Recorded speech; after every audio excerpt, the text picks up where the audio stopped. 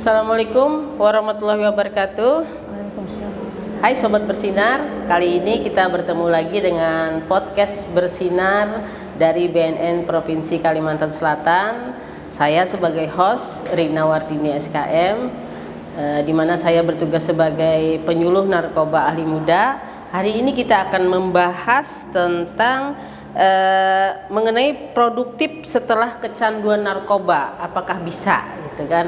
Nah, hari ini kita akan berbincang-bincang dengan narasumber kita nih, dengan ahlinya, yaitu akan saya bacakan dulu biodata beliau, Ibu Wahyu Nurhayati. Beliau adalah seorang widya iswara ahli muda di Sentra Budi Luhur Rehabilitasi Sosial. Selamat pagi Bu. Assalamualaikum. Baik Sobat Cegah, kita akan memulai ngobrol-ngobrol kita ini.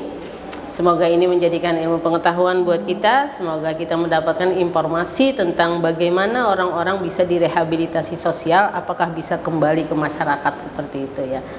Baik, untuk pertama ini Bu, kita akan bicarakan Sentra Budi Luhur itu sebenarnya apa sih Bu? Silahkan mungkin dijelaskan supaya kita tahu. Baik, terima kasih Bu Rina. Bismillahirrahmanirrahim. Assalamualaikum warahmatullahi wabarakatuh.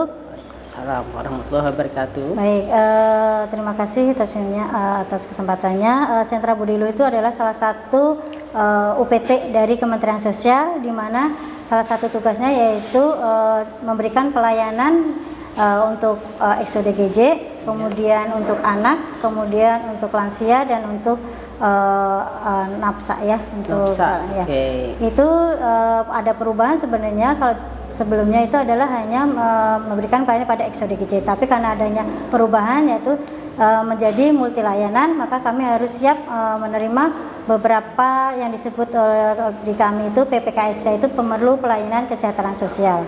Ya, jadi UPT Kementerian Sosial sekarang semuanya harus berdasarkan pada multi layanan. Ya, jadi kami memberikan pelayanan 26 PPKS. 26 PPKS. Okay. Salah satunya juga yang sekarang ini yang sedang marak itu yaitu yang NAPSA itu ya. Oke, berarti pada intinya Sentra Budi Luhur ini adalah suatu pelayanan sosial Bu ya. Pelayanan sosial kepada orang-orang yang mempunyai kebutuhan untuk dikembalikan ke masyarakat supaya berfungsi sosial kembali di masyarakat, mungkin seperti itu ya Bu ya. Kalau saya tangkap nih tadi. Kemudian bagaimana Bu? Ada berapa jumlah PPKS di sini yang kita, kalau di BNN itu namanya klien Bu. Orang-orang yang kita layani itu namanya klien. Kalau di sini PPKS ya, yang ada orang berkebutuhan khusus tadi, ada lansia, kemudian ada anak-anak, ada narkoba tadi, ada NAPSA. Nah, kira-kira ada berapa jumlah keseluruhan di sini Bu, dan berapa lama sih mereka untuk direhabilitasi sosial supaya mereka bisa berfungsi sosial kembali di masyarakat? Baik, untuk saat ini sampai hari ini yaitu sejumlah 45 PPKS. Nah, 45 PPKS. Okay. Kemudian sebenarnya menurut aturan yang ini adalah ada perubahan. Sekarang hanya berlaku sebenarnya 3 bulan. Tapi kemudian disesuaikan dengan kebutuhan atau apakah PPKS tersebut sudah siap untuk dikembalikan ke keluarga dan masyarakat ataukah belum. Jadi dari kami nanti juga akan melakukan asesmen bersama-sama antara Peksos, psikolog, kemudian dengan dokternya ya. Jadi ketika memang dari PPK-nya sudah siap dikembalikan, kemudian keluarganya siap menerima dan masyarakat juga siap menerima, maka ketika kami lakukan untuk pertemuan seperti saat ini ada pertemuan family support, dan kemudian nanti dengan ada komunitas mereka sudah siap menerima, maka kami akan kembalikan mereka untuk melaksanakan atau kembali lagi berfungsi sosialnya di dalam keluarga dan masyarakat. Oke.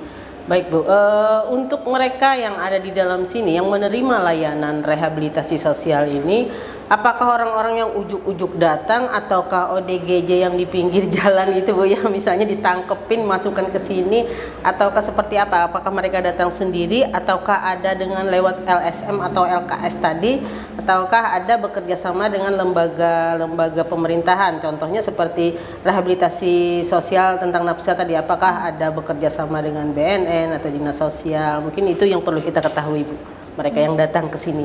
Baik. Biasanya kalau dari kami mendapatkan rujukan dari yang pertama adalah mungkin karena sudah bekerja sama dari awal, karena kami dulu adalah memang sentra yang menangani ODGJ atau ex-ODGJ, itu adalah pihak Sambanglium. Mereka biasanya rujuk setelah mereka memang selesai dalam rehab di Sambanglium, kemudian sebelum ke masyarakat atau dikembalikan ke keluarga dan masyarakat, mereka kemudian direhab dulu ke kami. Selain itu kemudian biasanya dari dinas sosial, kami sudah melakukan kerjasama dengan dinas sosial.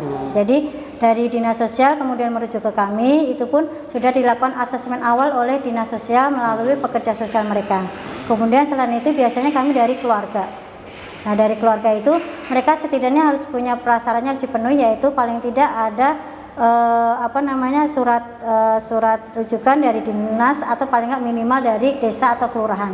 Termasuk yang ini tadi Bu, termasuk yang narkoba tadi, nafsa tadi. Nafsa itu biasanya mereka ada rujukan dari dinas sosial ataupun langsung dari keluarga.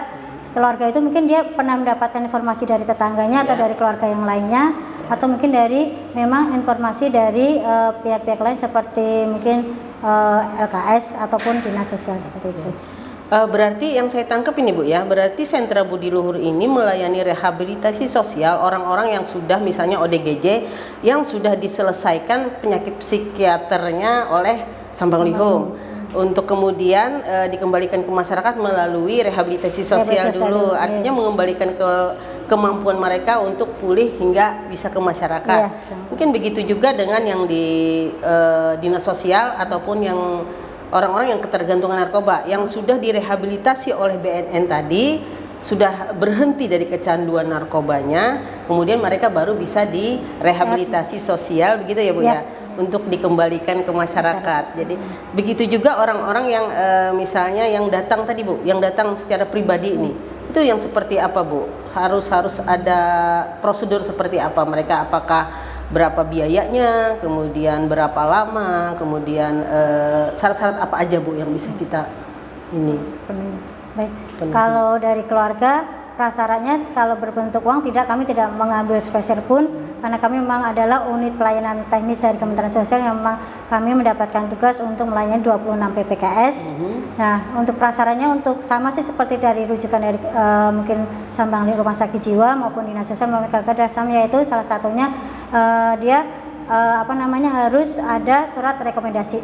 Oh, rekomendasi. Kalau mungkin dari keluarga dia nanti harus meminta surat rekomendasi paling nggak minimal dari dinas sosial atau desa atau kelurahan. Oh, dari desa atau kelurahan, dinas sosial. Baru dibawa ke sini. Kemudian selain itu harus ada mungkin kalau memang tidak ada asesmen awal, kami yang akan lakukan asesmen awal. Nah, oleh Peksas kami akan lakukan asesmen awal. Kemudian ketika nanti memang di sini sedang memang ada yang kuotanya masih ada, kami akan langsung lakukan tindak lanjut. Kami akan berikan kami masukan dengan persyaratan yang tadi, selain mungkin kemudian surat rujukan, kemudian asesmen awal dari kami, dan juga mungkin kakak, kemudian selain kakak adalah KTP. KTP, kemudian harus ada keluarga yang bertanggung jawab. Jadi jangan sampai nanti ketika sudah masuk, ketika kami sudah siap di sini sudah selesai untuk rehab sosialnya, ketika kami kembalikan tidak ada yang bertanggung jawab atau menerimanya. Jadi mereka yang terpenting itu adalah orang yang bertanggung jawab ketika rehab sosial di kami sudah selesai. Kalau misalnya ada anak-anak yang terlantar atau misalnya anak-anak yang mengalami abuse, KDRT dan sebagainya, pelecehan seksual, mohon maaf, ini termasuk Bu ya yang kita kembalikan ke mendapatkan rehabilitasi sosial, itu seperti apa? Kan mereka tidak punya KTP Bu. Nah, seperti apa Bu? Baik, biasanya kalau kemarin itu kami ada yang namanya respon kasus. Respon kasus itu biasanya berita-berita yang viral atau ada laporan dari masyarakat. Nah biasanya kalau memang tidak punya identitas intinya identitas, biasanya kami menghubungi dulu dinas sosial yang bersangkutan. Ya, dinas sosial yang terdekat. Kemudian di dinas sosial memang ternyata ditelusuri tidak ada, maka kami bekerja sama dengan Dukcapil. Ya, kami memang seperti biasanya prosedurnya seperti itu. Kami sudah bekerja sama dengan Dukcapil maupun dinas sosial. Nah dari Dukcapil itu maka kami akan melakukan perekaman foto maupun itu, maka setelah selesai dengan Dukcapil dan perekaman itu baru kami akan lakukan tindak lanjut untuk asesmen berikutnya. Berarti ini ada kerjasama ya Bu ya, secara administrasi ada kerjasama. Dari Sambang Linghup kan itu sudah jelas Bu ya, mereka sudah yang dari ODGJ sudah selesai ODGJ-nya, kemudian ada rujukan dari dokternya bahwa sudah bisa dikembalikan ke masyarakat. Kemudian yang dari dinas sosial juga sudah ada rujukan dari dinas sosialnya. Tinggal yang pribadi-pribadi yang datang Bu ya, yang datang ke sini berarti harus ada kerjasama dengan Dukcapil atau misalnya anak-anak yang abuse tadi Bu ya. Kalau Dukcapil kami yang akan menguruskannya. Oh, gitu. Jadi bukan keluarga tapi kami kami sudah ada kerjasama dengan Dukcapil, dengan dinas dan dengan Rumah Sakit Jiwa Sambang Linghup. Oke. Untuk ini sendiri Bu, program-program apa saja yang dilaksanakan di sentra Budi Luhur ini terkait PPKS tadi supaya mereka bisa kembali ke masyarakat? Apakah itu program secara pengembangan kah ataukah misalnya mereka direhabilitasi dulu secara fisik, psikologis, sosial, mental, seperti apa Bu gambarannya? Baik, sebenarnya dari Kementerian Sosial itu ada program yang disebut dengan atensi. Atensi, ya, atensi itu menyangkut dalam 12 pas, yaitu pemerlu atensi sosial. 12 itu salah satunya ada anak-anak rentan, kemudian wanita rentan, kemudian ada afirmasi khusus yaitu komunitas adat terpencil, dan salah satunya juga di NAPSA ada, kemudian yang berpendapatan rendah seperti wanita rawan sosial ekonomi, itu seperti juga gepeng, pengemis. Nah, NAPSA itu juga ada. Kemudian pendekatan yang kami lakukan di situ dalam atensi itu, program atensi itu yaitu pendekatan keluarga, kemudian pendekatan komunitas, dan pendekatan residensial atau yang masuk ke dalam residensial kami di dalam, seperti itu. Jadi ada 12 pas tadi Bu ya. Pemerlu atensi sosial yang ditangani di sini ya, termasuk NAPSA tadi. Kemudian kira-kira berapa lama Bu? Kira-kira berapa lama mereka mendapatkan program di sini? Programnya apa saja? Apakah mereka diberikan pelatihan seperti apa dan berapa lama supaya mereka bisa kembali ke masyarakat lagi berfungsi sosial dan ekonomi tadi? Biasanya kalau memang peraturan sekarang adalah 3 bulan. 3 bulan. Tapi disesuaikan lagi dengan kebutuhan, apakah PPKS itu siap untuk dikembalikan atau tidak, itu tergantung nanti asesmen lanjutan. Karena setelah asesmen awal itu di awal, kemudian setelah mendapatkan pelayanan, program pelayanan di kami, kemudian kami asesmen lanjutan apakah dia sudah siap untuk dikembalikan ke keluarga masyarakat atau belum. Itu pun kami program di dalam kami seperti residensial, kami ada namanya vokasional atau keterampilan. Vokasional keterampilan itu ada salon, kemudian ada pukaha atau kerajinan tangan, tata boga, dan ada kami untuk kesenian juga, itu adalah terapi musik. Oh, musik. Iya, jadi biar tidak terlalu jenuh, refreshing. Ya. Itu ya. Petugasnya juga perlu refreshing ya. Sepertinya pintar-pintar nyanyi juga ini. Amin, karena punya alat musik lengkap ya Bu ya. Alhamdulillah. Kemudian selain keterampilan atau vokasional, kami juga akan lakukan untuk pendekatan ke kliennya yaitu lewat konseling. Konseling klien itu kami di situ berharap bahwa apa yang menjadi kebutuhan atau menjadi permasalahan klien di dalam residensial atau di dalam panti kami itu, mereka bisa mengatasi masalahnya dengan dibantu oleh baik itu psikolog maupun oleh peksosnya. Berarti konseling ini merupakan terapi psikologis ya Bu? Ya, terapi psikologis. Apakah mereka face to face dengan psikolog atau psikiater? Apakah bisa seperti FGD itu berkelompok? Misalnya curhat-curhatan seperti yang kita lihat di ini. Oke, yang pertama kalau memang kliennya atau PPKS-nya ingin sendiri, biasanya kami face to face karena memang ada kami psikolog, 3 psikolog. Kemudian kalau biasanya sebelum psikolog, kami biasanya kalau memang ini kan karena peksosnya itu ini, biasanya PPKS-nya meminta ke peksosnya dulu. Kalau memang dari peksosnya kelihatan ini harus dirujuk ke psikolog, baru nanti psikolognya mendatangi ke psikolognya. Bisa jadi face to face dengan peksosnya sudah selesai, berarti tidak harus ke psikolog. Tapi jika menurut peksosnya dia harus dirujuk atau harus ke psikolognya, maka biasanya tergantung keinginan PPKS-nya. Apakah dia ingin face to face atau dia ingin mungkin bimbingan kelompok atau psikososial. Oh, bisa milih Bu ya? Bisa milih face to face atau tergantung tergantung kenyamanan dari PPKS-nya. Ya.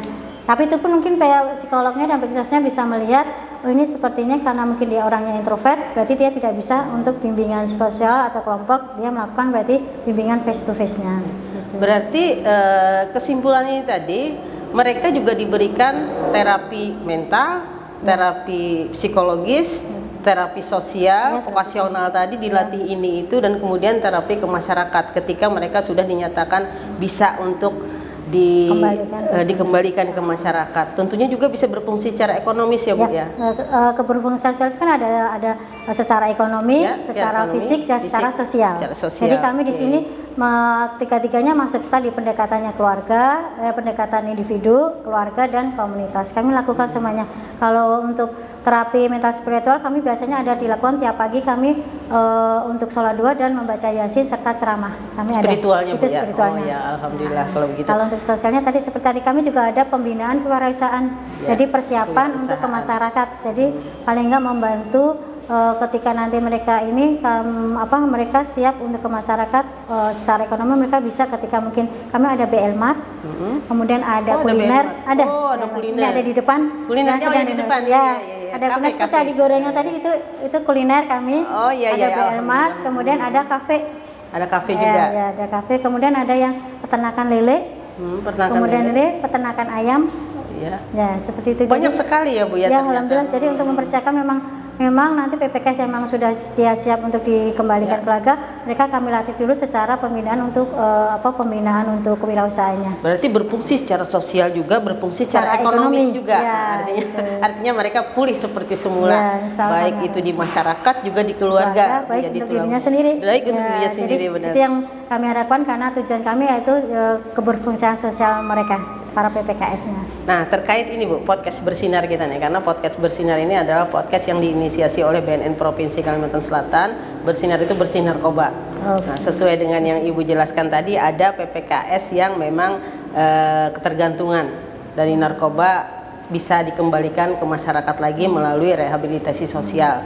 Ketika mereka sudah direhabilitasi secara medis, direhabilitasi ketergantungannya sudah pulih dari narkoba, kemudian baru bisa masuk ke sini ya Bu ya. Sudah dinyatakan bersih dari ketergantungan narkoba, baru bisa dimasukkan ke rehabilitasi sosial untuk Nah, kendalanya seperti apa Bu? Karena ada perbedaan antara orang dengan tentunya gangguan psikologis ya, gangguan psikologis ODGJ, orang dengan kejiwaan murni dengan gangguan kejiwaan, dengan orang yang gangguan kejiwaannya karena narkoba. Ini sama tetapi berbeda Bu. Kira-kira susahnya seperti apa merehabilitasi sosial orang yang dengan ODGJ, merehabilitasi sosial dengan orang yang kecanduan narkoba yang kadang-kadang mereka itu kecanduan bisa keluar masuk gitu loh Bu. Alhamdulillah kalau di sini kemarin untuk kalau nafsanya Ibu ya, kalau nafsanya mereka nggak bisa langsung berhenti. Itu kan karena kami di sini lakukan kegiatannya itu yaitu full dari pagi sampai sore atau sampai malam, karena ada sholat berjamaah juga. Dan ketika masuk ternyata alhamdulillah mungkin dalam nafsanya itu mereka sudah ketergantungan sudah tidak ada lagi. Jadi alhamdulillah di sini tuh tidak ada yang keluar masuk. Cuma kami harus antisipasi nantinya ketika ada yang keluar itu harus menjaga secara komunitasnya, dalam artian jangan sampai nanti circle-nya atau pergaulannya kembali lagi ke teman-teman itu. Nah itu nanti takutnya dikatakan. Jadi makanya kami ada yang namanya terapi untuk persiapan ke keluarga dan persiapan ke komunitasnya. Gitu. Jadi nggak boleh keluar masuk ya dengan sembarangan di sini Bu ya, harus dipantau ya Bu. Kemudian penggunaan internet atau HP gimana Bu? Karena kan orang-orang narkoba ini rentannya kalau udah ada HP itu bisa menghubungi yang lain-lain. Alhamdulillah kalau di sini nggak boleh Bu. Untuk HP-nya orang tertentu itu pun kalau ketika yang menjalankan seperti SKA itu pun dipantau Bu. Jadi biasanya Peksos sama psikolog itu memantau penggunaan itu. Untuk saat ini yang hanya beberapa aja yang PPKS yang diperbolehkan untuk memegang HP. Itu pun harus dipantau. Gitu. Jadi untuk keperluan sekolah kami memang ada, karena ada anak yang memang masih sekolah, tapi itu bukan nafsa, hanya mungkin dia latar belakangnya ada abuse misalnya KDRT Bu ya. Ada itu, jadi hanya pemantauannya harus memang kami harus dalam penggunaan HP dan internet dalam pemantauan kami. Kemudian terakhir ini Bu, terkait dengan orang yang kecanduan narkoba yang direhabilitasi sosial, kira-kira program apa saja dari Balai Rehabilitasi Sosial ini untuk melaksanakan kegiatan yang berhubungan dengan orang-orang yang sudah kecanduan narkoba dan akan direhabilitasi sosial, terutama ini dengan BNN kira-kira, karena kegiatan Ibu yang jelas kita sudah paham nih, sudah melaksanakan itu sudah sejak lama ya Bu ya. sudah sejak lama berdiri dan orang-orang yang kecanduan narkoba direhabilitasi sosial. Nah, kemudian program apa saja ke depannya kira-kira untuk bekerja sama dengan BNN misalnya? Seperti apa, Bu? Kira-kira adakah kerjasama? Kalau untuk saat ini, karena mungkin ini kami mungkin akan komunikasikan dulu dengan Bapak Kepala dan Kasubag TU-nya. Mungkin bisa kemungkinan kami akan melakukan MOU. MOU ya, Bu, ya kemungkinan. Karena ya. memang SDM untuk SDM khususnya untuk nafsa itu kami masih kurang. Jadi mungkin selain itu mungkin selain mungkin ada melakukan MOU, kami laporkan dulu. Mungkin melakukan MOU juga mungkin bisa jadi kami juga akan mengundang BNN ataupun ada melakukan IHT ya, in-house training. In-house training. Jadi biar SDM-nya juga ketika sudah ada, sudah siap, tidak hanya mungkin kalau SDM yang ada kita berikan support atau kita pendekatannya tidak harus mengambil dari luar, tapi dari SDM yang ada kami lakukan untuk EHT sehingga kami bisa mensupport mantan atau yang pengguna nafsa untuk melakukan rehabilitasi di kami. Oh, berarti mereka jadi di training dulu ya, Bu, ya, untuk dikembalikan ke masyarakat supaya mereka bisa menyampaikan berupa sosialisasi mungkin seperti itu ya, Bu, ya. Jadi mungkin itu pemirsa, para sobat bersinar semua, semoga kita bersih narkoba ya, Bu, ya. Artinya kerjasama yang akan datang ini akan kita legitimasi melalui MOU dulu ya, Bu, ya. Kemudian di dalamnya insya Allah nanti akan diadakan training ya, Bu, ya. Training kepada klien-klien yang ada di sini untuk diberikan informasi dan edukasi agar mereka bisa memberikan, mungkin ketika kembali ke masyarakat mereka bisa mengedukasi masyarakat juga melalui sosialisasi ya, Bu, ya, ke dalamnya. STM yang ada di sini. Mudah-mudahan, Bu, kerjasama kita ini akan dilegitimasi ke depannya menjadi sesuatu yang formal.